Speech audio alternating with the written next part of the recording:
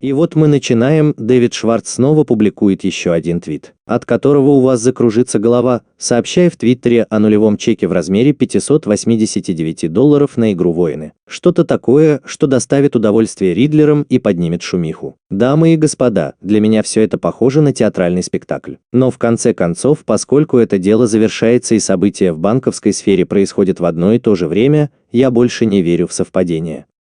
Я считаю, что скоро произойдет какой-то фейерверк для крипторынка, какое-то позитивное ценовое движение для XRP.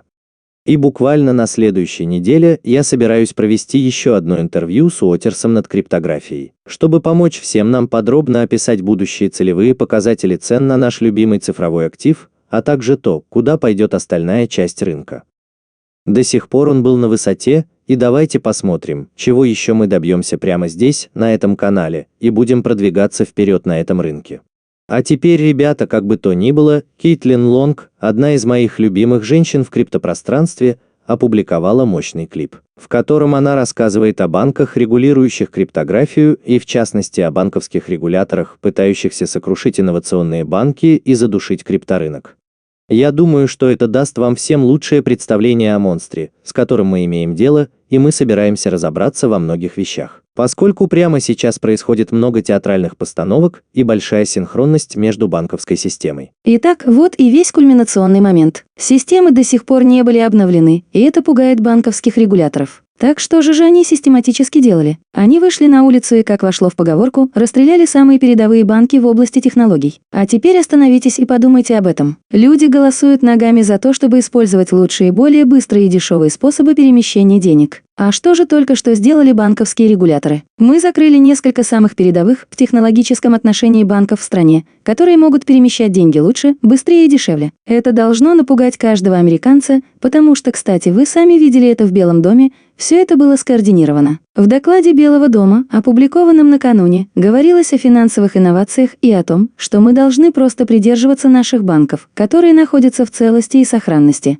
Это было забавное наблюдение, потому что, конечно же, все мы знаем, что банки не являются надежными и надежными. Теперь совершенно ясно, что существует дыра в платежеспособности, кстати, она всегда существовала. Просто сейчас все это осознают. Итак, следующий момент заключается в том, что когда Белый дом открыто заявляет о своей антиинновационной позиции, вы видите, что сделали банковские регуляторы, чтобы закрыть некоторые из наиболее передовых в технологическом отношении банков. Они хотят вернуть технологию назад в аналоговый мир. А также, дамы и господа, она высказала несколько заслуживающих внимания замечаний. Они пытаются застрелить ребенка, лежащего в кроватке. Криптография все еще находится в зачаточном состоянии. Они пытаются внедрить аналоговые инновации. А банковский сектор всегда был неплатежеспособным. За последний месяц произошло 5 банкротств банков. Silvergate, Силиконовая долина, Signature Bank, Первая Республика, Credit Suisse, сейчас Deutsche Bank шатается. И у меня есть друг из банковского сектора высокого уровня, который рассказывает мне слухи о том, что Wells Fargo испытывает проблемы. О, дамы и господа, сейчас мы устроим настоящий фейерверк. Федеральная резервная система заявляет, что будет оказывать поддержку в случае банкротства любых банков. Они позаботятся о том, чтобы Федеральная резервная система была застрахована. И это одна из тех вещей, над которыми мне приходится смеяться. Они сказали, что криптография – это рискованная игра, в то время как на самом деле фиатные деньги и помещение их в банк всегда были самой рискованной игрой. И не только это, но и то, что как по маслу Джим Крамер снова правильно назвал эту конкретную компанию. Настоящая проблема с компанией Credit Suisse, которая является аналогом, заключается в том, что она никогда не приносила никаких денег. Компания Deutsche Bank на самом деле очень прибыльна. Так что давайте просто начнем с этого. Я помогаю банку, который просто является хроническим неудачником по сравнению с банком, у которого дела идут хорошо. Меня зовут Джим Крамер, и я снова называю это правильным поступком. Deutsche Bank только что обанкротился. Все идет как по маслу. Обратный Крамер снова наносит удар. Дело не только в этом, ребята, но и во многом другом. Федеральная резервная система США на этой неделе приступила к операциям репо, и это последнее предупреждение перед крахом. Это самоисполняющееся пророчество. Это подтверждает, что внутреннее банковское кредитование прекратилось, и мы находимся на грани краха. Федералы знают об этом, банки знают об этом. И теперь все вы тоже об этом знаете.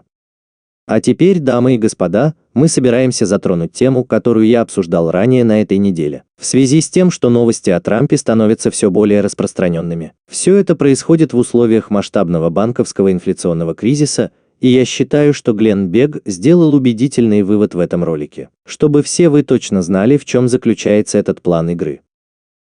Я хочу, чтобы все вы были внимательны и слушали меня внимательно. Почему они сейчас преследуют Дональда Трампа? На это есть масса причин, но я хотел бы начать с самой главной из них – отвлечения внимания от банковского кризиса. Банковский кризис – это инфляция. Кстати, ФРС заявила нам, что инфляция носит всего лишь временный характер. Если бы они повысили процентную ставку сегодня, банки забеспокоились бы о том, что у нас может обанкротиться целая куча банков. Они действительно повысили ее. Вы знаете почему? Потому что они в ужасе от надвигающейся инфляции.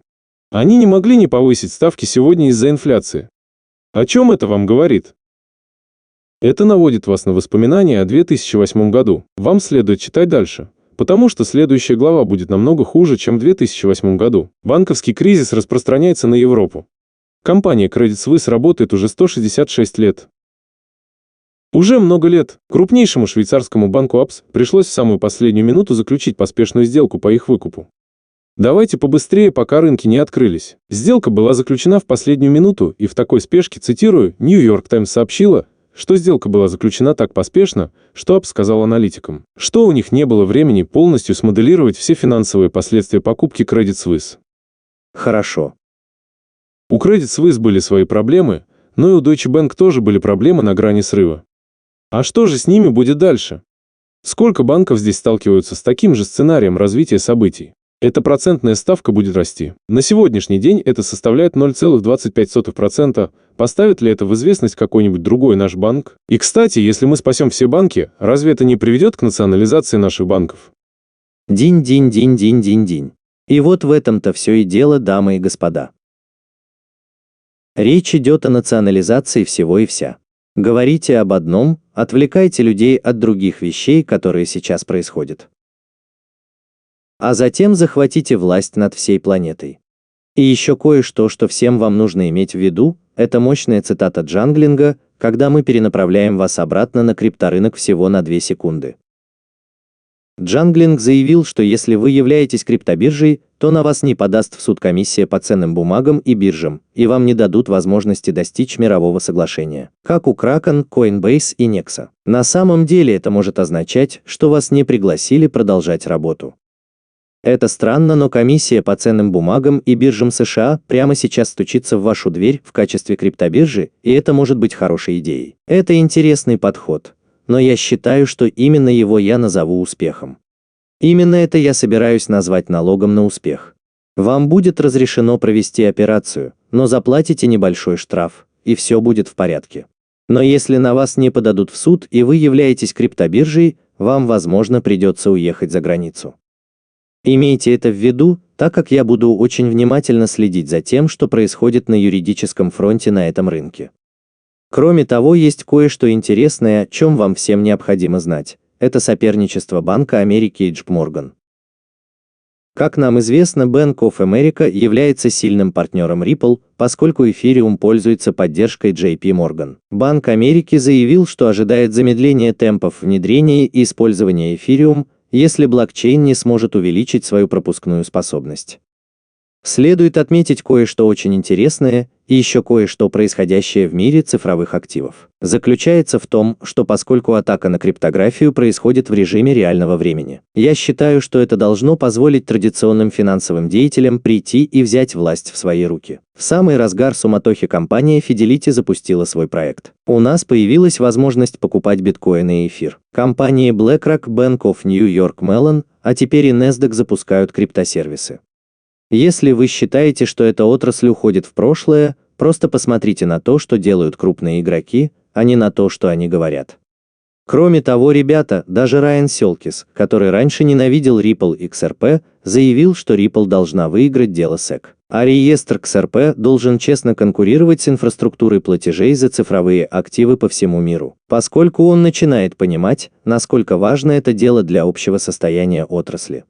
И с учетом сказанного, ребята, у всех нас, членов сообщества XRP, возникает большой вопрос, будет ли Гэри Ганслер в конечном итоге подавать в суд на эфириум? Будет ли он утверждать, что эфир – это ценная бумага, как многие из нас в это верят? Будет ли он настаивать на рассказе о бесплатном доступе и анонимных аккаунтах? Это очень интересно, но когда Джо Любина спросили об этом напрямую, он ответил именно так.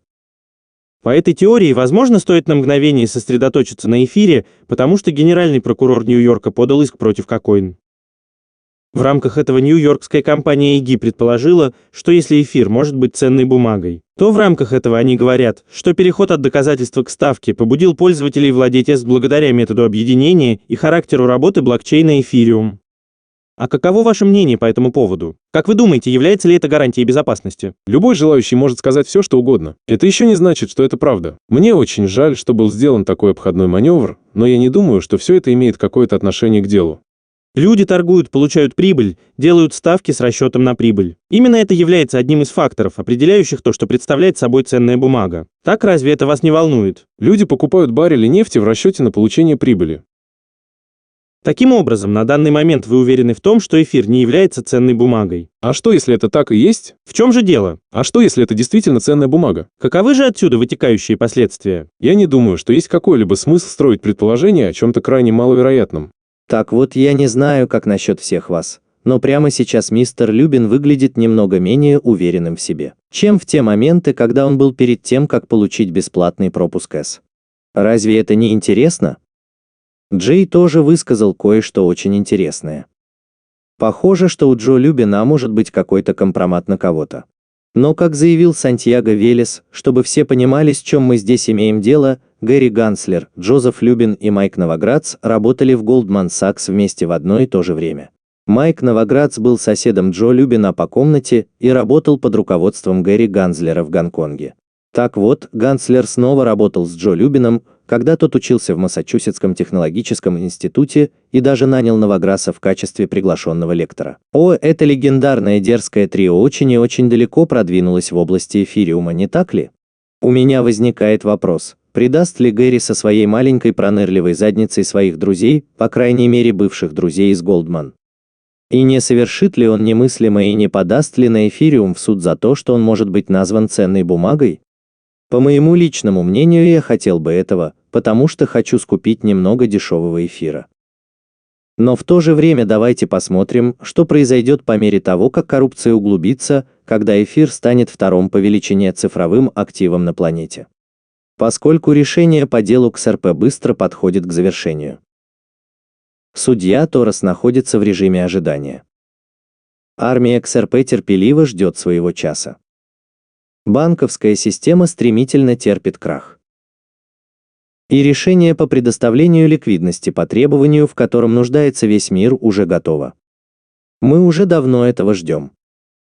И вот наши ожидания наконец подходят к концу. А теперь, ребята, в завершение этого сегодняшнего видео я хочу дать вам юмористическое заключение с помощью мощного клипа, который легко расскажет всем вам о том, как работает банковская система. Я надеюсь, что вам это понравится.